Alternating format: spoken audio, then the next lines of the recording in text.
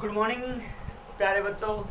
तो आज हम स्टार्ट कर रहे हैं हमारे चैप्टर नंबर 2 का नया टॉपिक, जिसके अंदर हम डिस्कस करेंगे बेटा Newton's second law of motion. तो लास्ट लेक्चर के अंदर हम न्यूटन्स का फर्स्ट लॉ डिस्कस कर चुके थे, रो में बिल्कुल अच्छे से समझ में आ चुका था। तो न्यूटन्स ने अब मोशन के लिए कितने लॉ दिए थे? हमारे पास 3 लॉ दिए थे। तो पहला हम डिस्कस कर चुके हैं, तो आज हम डिस्कस करने जा रहे हैं बच्चे सेकंड लॉ। तो सेकंड लॉ तुम्हारे पास में क्या कहता है? देखिए, जब किसी भी ऑब्जेक्ट के ऊपर बेटा क्या लगाया जाएगा, तुम्हारे पास फोर्स अप्लाई किया जाएगा। जब किसी भी ऑब्जेक्ट के ऊपर फोर्स अप्लाई किया जाएगा तो बेटा वो ऑब्जेक्ट आपके पास क्या करेगा? मूव करेगा। क्या करेगा? मूव करेगा, कुछ वेलोसिटी के साथ। आई बात समझ में? अब मान लीजिए उस ऑब्जेक्ट का आपका मास क्या रहा होगा? m रहा होगा। क्या रहा होगा? m रहा होगा। मान लीजिए स्टार्टिंग में आपका जो ऑब्जेक्ट था बच्चे वो कहाँ था? रेस्ट के ऊपर था। वेलोसिटी वहां पे कितनी थी आपके पास? 0 थी। कहाँ थी? 0 थी। तो मैं वो मोमेंटम की बात करूं, यदि वेलोसिटी 0 थी तो उसका लीनियर मोमेंटम भी बच्चे क्या था? वहां पे 0 था। जैसे ही मैंने उसके ऊपर फोर्स लगाया F, तो वो बॉडी मूव करने लगी किसके साथ? v वेलोसिटी के साथ। मींस उसके अब मोमेंटम के अंदर क्या आ चुका है? चेंज आ चुका है। मींस मोमेंटम मैं यहाँ पे निकालना चाहूँ, मान लीजिए क्या आएगा? मोमेंटम को पीछे डिनोट किया था तो कैसे निकाल देते? Mass into its velocity. तो ये क्या रहेगा? उसका मोमेंटम। स्टार्टिंग में मोमेंटम यहाँ की मैं बात करूँ, जब वो रेस्ट पे तो कितना था तुम्हारे पे? मोमेंटम 0 था बच्चे, लेकिन यहाँ कितना है? नॉन जीरो है भाई। तो मींस मोमेंटम आपका क्या हो गया बच्चे? चेंज हो गया, नहीं हो गया? मान लीजिए आपने फोर्स जो लगाया वो कुछ टाइम के लिए लगाया, मान लीजिए 2 सेकंड 3 सेकंड 4, कुछ भी टाइम के लिए आपने लगाया। तो बेटा जितने टाइम के लिए आपने फोर्स लगाया था तो उसके अंदर आपके मोमेंटम के अंदर क्या आ गया? चेंज आ गया। जितना ज्यादा टाइम तक आप फोर्स लगाओगे उतना ही ज्यादा आपके मोमेंटम के अंदर तुम्हारे पास क्या आ सकता है? चेंज आ सकता है। तो बेटा ये लॉ जो कहता है वो लॉ तुम्हारे पास क्या एक्सप्रेस करता है? जो तुम्हारा फोर्स होगा और तुम्हारे पास मोमेंटम होगा उनके बीच में रिलेशन क्या होती है उसको डिस्क्राइब किया गया कहाँ? न्यूटन्स के सेकंड लॉ के अंदर। न्यूटन्स के सेकंड लॉ के अंदर मींस क्या कह रहे हैं कि टाइम के साथ मोमेंटम के अंदर क्या आएगा बच्चे? चेंज आएगा जब आप क्या अप्लाई करोगे? फोर्स अप्लाई करोगे। आई बात? जितना ज्यादा तुम फोर्स अप्लाई करोगे टाइम के साथ उतना ही तुम्हारे पास क्या आएगा? चेंज आ सकता है आपकी बॉडी के मोमेंटम के अंदर। तो देखिए बेटा ये लॉ क्या कहता है तुम्हारे पास? ये कह रहा है कि अकॉर्डिंग टू दिस लॉ, इस लॉ के अकॉर्डिंग तो rate of change of momentum जो होगा तुम्हारे पास किसी भी ऑब्जेक्ट का, कर बच्चों, डायरेक्टली प्रोपोर्शनल होगा किसके? अप्लाइड फोर्स के। और वो तुम्हारे पास चेंज जो आएगा वो कहाँ आएगा? इन द डायरेक्शन ऑफ फोर्स। जिस डायरेक्शन के अंदर आप फोर्स अप्लाई करोगे उसी डायरेक्शन के अंदर मोमेंटम के अंदर क्या आएगा बच्चे? चेंज आएगा। अब इस समझने के लिए यदि हम बात करें भाई क्या कह रहा है ये स्टेटमेंट, हमें अब पीछे समझ में नहीं आ रही।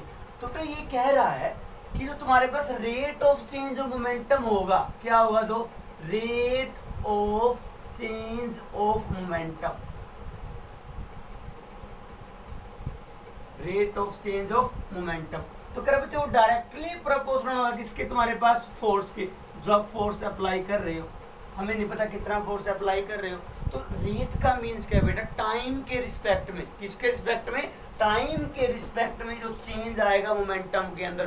तो टाइम के रिस्पेक्ट में चेंज होना किसी भी क्वांटिटी के अंदर, तो उसको बेटा क्या बोलते हैं? रेट बोला जाता है। रेट से नोट किया जाता है, ठीक है? रेट से ही उसको राइट किया जाएगा। तो rate of change of momentum का मतलब क्या है भाई? मोमेंटम के अंदर चेंज किसके अकॉर्डिंग बच्चे? टाइम के अकॉर्डिंग। टाइम जैसे जैसे बढ़ता जा रहा है, कितने टाइम में कितना मोमेंटम आपका चेंज हुआ, तो उसको बोलते हैं rate of change of momentum. तो कर वो किसके डायरेक्टली प्रोपोर्शनल होगा बच्चे? फोर्स के डायरेक्टली प्रोपोर्शनल होगा। आई बात समझ में? क्लियर है? तो क्या कह रहा है? यही तो ये लॉ कह रहा था तुम्हारे पास कि जो तुम्हारे पास क्या होगा? Rate of change of momentum होगा वो डायरेक्टली प्रोपोर्शनल होगा। ये डायरेक्टली प्रोपोर्शनल का सिंबल है बच्चे, जो ये मैंने लगाया तुम्हारे पास, ठीक है? डायरेक्टली प्रोपोर्शनल होगा किसके?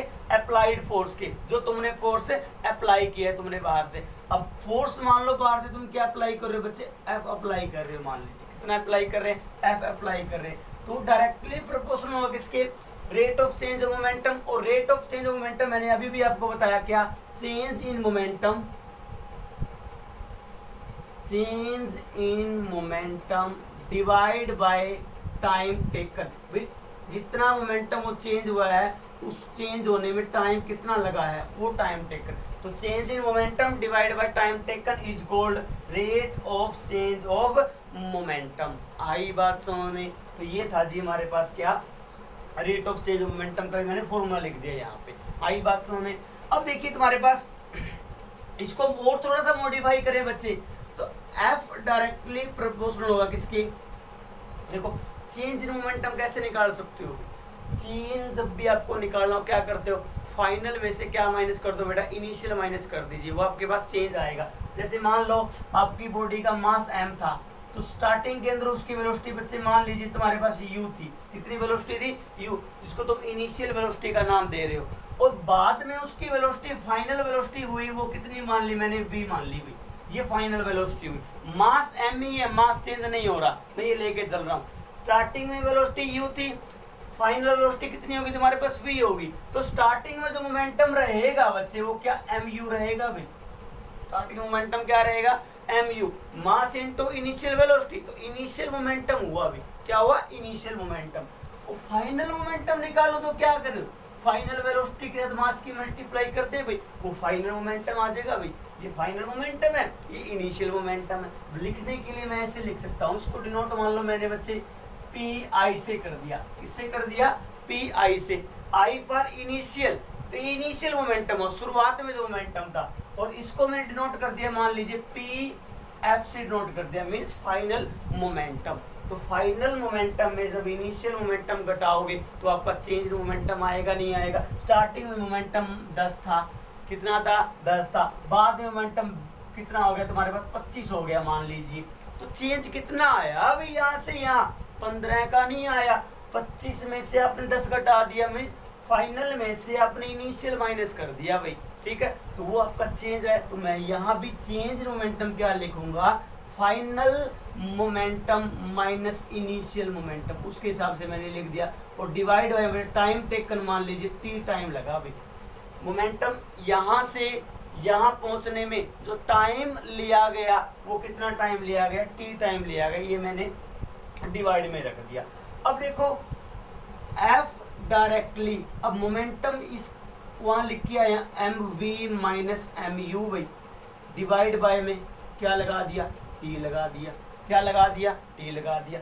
जितना rate of change of momentum होगा बच्चे उतना ही ज़्यादा फोर्स होगा, इसका मतलब ये है। डायरेक्टली प्रोपोर्शनल हमेशा ये कहता है कि जितनी ये चीज़ ज़्यादा होगी, ये क्वांटिटी जितनी भी ज़्यादा होगी ये उतनी ही ज़्यादा होगी। यदि ये कम हुई तो बच्चे ये भी क्या होगी तुम्हारे पास, कम होगी। हमेशा याद रखना, ये होता है डायरेक्टली प्रोपोर्शनल का मतलब। क्या होता है कि यदि ये इंक्रीज होगी, कौन, rate of change of momentum, जितना ज़्यादा होगा उतना ही ज़्यादा क्या होगा बच्चे, फोर्स होगा। जितना ये कम होगा उतना ये कम होगा, मीन्स ये डिक्रीज कर रही है तो फोर्स भी डिक्रीज करेगा, यदि ये इंक्रीज कर रही है तो फोर्स भी क्या करेगा, इंक्रीज करेगा। एक और इससे बिल्कुल अपोजिट नेम होता है जिसको बोलते हैं इनवर्सली प्रोपोर्शनल। क्या बोलते हैं, इनवर्सली प्रोपोर्शनल। वो बिल्कुल उल्टा होता है, उसमें यदि तुम बढ़ाओगे तो वो दूसरी चीज घटेगी, यदि उसको घटाओगे तो वो बढ़ेगी। ये मीनिंग होता है तुम्हारे पास इनवर्सली प्रोपोर्शनल का, और हम तो डायरेक्टली प्रोपोर्शनल लेके चल रहे हैं भाई। अब यहाँ देखो भाई, तो बच्चे इस क्वांटिटी के अंदर तुम्हारे पास क्या आ रहा है, m कॉमन आ रहा है यहाँ से, तो m मैं कॉमन लेता हूँ, तो डायरेक्टली का साइन लगाया मैंने, m कॉमन आया बच्चे, कितना बचा यहाँ पे, v माइनस u बचा भाई, डिवाइड बाय में कितना आया मेरे बच्चे, t आया। याद कीजिए पहले मतलब फर्स्ट पार्ट के अंदर, पिछले लेक्चर्स के अंदर हमने ये पढ़ा था कि v minus you divide by time किसको शो करता है भाई, एक्सेलरेशन को शो करता है, नहीं करता। मीन्स ये तो भाई एक्सेलरेशन होगी भाई, जो कि हम लिख के आते थे। तो एक इसके बराबर था change in velocity divide by time, ये था नहीं था भाई, ये तो लिख के आए थे भाई आप, ठीक है भाई। कितना चेंज आ रहा है वेलोसिटी में टाइम के साथ, वो तुम्हारे पास एक्सेलरेशन थी, तो इसकी जगह मैं a लिख सकता हूँ भाई। तो मैंने बच्चे यहाँ लिखा f is equal no directly proportional m, और इसकी जगह बच्चे क्या पुट कर दिया, a पुट कर दिया। जब भी बेटा इस सिंबल को हम रिमूव करते हैं ना, वहां पे कांस्टेंट जन्म लेता है। वो कांस्टेंट कुछ भी हो सकता है, अलग अलग चीजों के लिए अलग अलग होगा। यहाँ पे मैंने उस कांस्टेंट का नाम क्या दे दिया, के दे दिया। याद रखना, जब भी डायरेक्टली प्रोपोर्शनल का साइन हटाओगे और इक्वल का साइन लगाओगे, इक्वल के साइन के साथ इस साइड में तुम्हारे पास क्या आएगा, कांस्टेंट आएगा, जिसकी वैल्यू हमेशा क्या रहती है बच्चे, फिक्स रहती है। क्या रहेगी, फिक्स रहेगी। तो वो कांस्टेंट मुझे नहीं पता क्या था, मैंने एक बार के मान लिया, उसको क्या मान लिया, स्मॉल के मान लिया, और इनटू में क्या लिख दिया बच्चे, एम ए, जो मेरा चल रहा था साथ में। अब के की वैल्यू जो होती है ना, वो हमेशा बच्चे 1 ली जाती है, ऑलवेज क्या ली जाती है, 1 ली जाती है। मतलब हमेशा ये कांस्टेंट की जो वैल्यू होगी वो 1 मिलेगी आपको, हमेशा कहीं भी ले लीजिए। तो जैसे ही मैं 1 यहाँ पे पुट करता हूँ तो एफ की वैल्यू कितनी आती है तुम्हारे पास, स्मॉल एम इनटू में ए, ये आती है भाई। आई नहीं आई? इसका मतलब क्या हुआ, जो मैं फोर्स लगा रहा था बॉडी के ऊपर, वो किसके इक्वल आया भाई, उस बॉडी का मास मल्टीप्लाई में उस बॉडी के अंदर जो एक्सेलरेशन प्रोड्यूस हुई है वो, तो मास इनटू एक्सेलरेशन तुम्हारे पास क्या होता है, फोर्स होता है बच्चे। नया फॉर्मूला निकल के आया हमारे फोर्स का, तो हमेशा याद रखेंगे ये फॉर्मूला, और लाइफ टाइम तक बच्चे फिजिक्स के अंदर ये काम आएगा तुम्हारा फॉर्मूला, कि applied force on a body is equal to the product of mass of a body and acceleration produce in it. ये रिमेंबर रखेंगे। तो यहाँ से यदि ए का फॉर्मूला तुम निकालो भी, ए कितनी हो सकती है, एफ डिवाइड बाई एम हो गया भाई, एफ डिवाइड बाई एम हो गया। मींस जितना ज्यादा मास होगा उतनी कम एक्सेलरेशन आएगी भाई। मास कम होगा तो एक्सेलरेशन क्या आएगी, ज्यादा आएगी, क्योंकि मास का डिवाइड में है। तो डिवाइड वाली चीज जब भी बड़ी होती है तो रिजल्ट क्या आता है, छोटा आता है, नहीं आता। तो एक्सेलरेशन क्या होगी, इनवर्सली, मतलब एम बढ़ाओगे ए घटेगा, एम घटाओगे तो ए बढ़ेगा, मीन्स इनवर्सली प्रोपोर्शनल वाली बात होगी भाई ये। तो तुम यहाँ पे कह सकते हो भी तुम्हारे पास एक्सेलरेशन जो होगी वो इनवर्सली प्रोपोर्शनल होगी किसके, मास ऑफ बॉडी के। तो सेकंड जो लॉ था न्यूटन का, वो हमें रिलेशन बताता है बच्चे किस किस के बीच में, अप्लाइड फोर्स के बीच में और जो उस बॉडी के अंदर एक्सेलरेशन प्रोड्यूस है उनके बीच में। आगे बात समझ में, तो Newton second law of motion gives the relation between applied force and acceleration produce in a body. Okay, जिसके ऊपर फोर्स अप्लाई हो रहा था। हाँ, जो भी वेलोसिटी के अंदर चेंज आ रहा है ना, जो भी तुम्हारे पास चेंज आ रहा है वेलोसिटी में, या फिर तुम्हारे पास मोमेंटम में चेंज आ रहा है, वो उसी डायरेक्शन में आएगा जिस डायरेक्शन में तुम क्या अप्लाई कर रहे हो, फोर्स अप्लाई कर रहे हो, जो कि डेफिनेशन में लिखा भी हुआ है तुम्हारे पास। आगे बात सुने, तो rate of change of momentum जितना ज्यादा होगा उतना ही क्या होगा, फोर्स ज्यादा होगा। जितना रेट ऑफ मोमेंटम कम होगा उतना ही फोर्स क्या होगा तुम्हारे पास, कम होगा। इस लॉ ने यही बात बोली, और इस लॉ के अकॉर्डिंग लास्ट में जो रिजल्ट निकल के आया वो क्या निकल के आया बच्चे, F बराबर M A. Here m is the mass of a body, a is the acceleration produced in a body and F is the force applied on a body, जो कि एक्सटर्नल फोर्स था। ठीक है, अब ये था हमारे पास में किसके बारे में बेटा, सेकंड लॉ के बारे में। अब इसी को मैं आगे बढ़ाता हुआ क्या करूं, देखिए हमारा ये फॉर्मूला है F is equal to M A, F is equal to M A. अब हम पढ़ चुके हैं कि जो SI जो यूनिट थी फोर्स की, वो बच्चे क्या थी, न्यूटन थी। क्या थी, न्यूटन थी, जिसको हमने कैपिटल एन से डिनोट किया था। कैपिटल एन से डिनोट करोगे, 10 न्यूटन, 20 न्यूटन, 30 न्यूटन, 30, 40, 50 न्यूटन। ठीक है, तो Newton means force, Newton means force. तो अब मेरे को ना 1 न्यूटन की डेफिनेशन क्या करनी है बच्चे, डिफाइन, मतलब देनी है यहाँ पे, डिफाइन 1 न्यूटन। 1 न्यूटन को परिभाषित करना है मेरे को, उसकी डेफिनेशन देनी है। कैसे डेफिनेशन देंगे 1 न्यूटन, नाम सुनते ही समझ आना भाई फोर्स है, ये क्या है, फोर्स है बेटा। 1 न्यूटन फोर्स तभी होगा ना जब मास भी 1 हो गई और एक्सेलरेशन भी क्या हो, 1 हो। तुम यहाँ पे 1 न्यूटन मतलब फोर्स 1 न्यूटन ले रहे हो, फोर्स की यूनिट यूज कर रहे हो न्यूटन, तो यहाँ भी न्यूटन, यहाँ भी उनकी यूनिट यूज कीजिए जो भी होती है तुम्हारे पास। देखो F बराबर एम ए होता है, F बराबर एम ए, तो तुमने कहा, तुमने डेफिनेशन बतानी है फोर्स 1 न्यूटन की, मैं 1N लिख रहा हूँ शॉर्टकट में, 1 न्यूटन। तो उस समय मास कितना मिलेगा आपको, 1 kg मिलेगा। क्या मिलेगा भाई, 1 kg मल्टीप्लाई में एक्सेलरेशन है, एक्सेलरेशन की एक्सेलरेशन कितनी होगी, 1 kg मीटर, सॉरी भाई, metre per second square, metre per second square. ये तुम्हारे पास क्या होगी, ऐसा यूनिट होगी किसकी, एक्सेलरेशन की।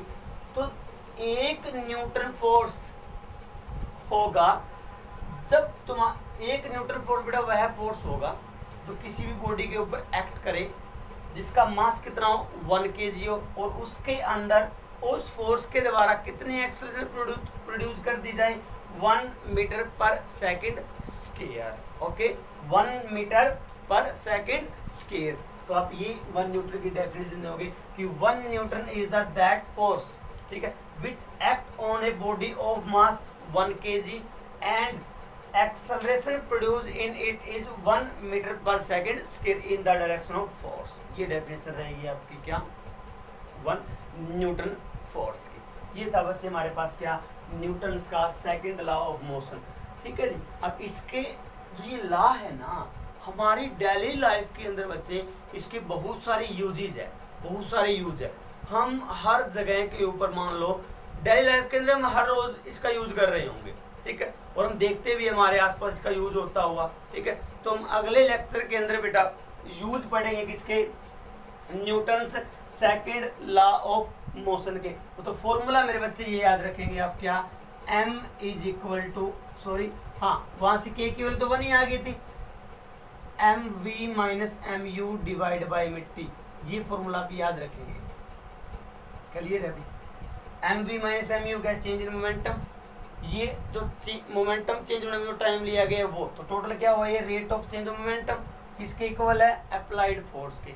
ये फॉर्मूला याद होना चाहिए। तो ये हम आगे बेटा पढ़ेंगे भाई किस प्रकार हमारा जो न्यूटन का सेकंड लॉ है वो प्रयोग यूज होता है कहाँ, डेली लाइफ की एक्टिविटीज के अंदर। ठीक है, थैंक यू बेटा, आज के लिए मिलते हैं नेक्स्ट लेक्चर के साथ।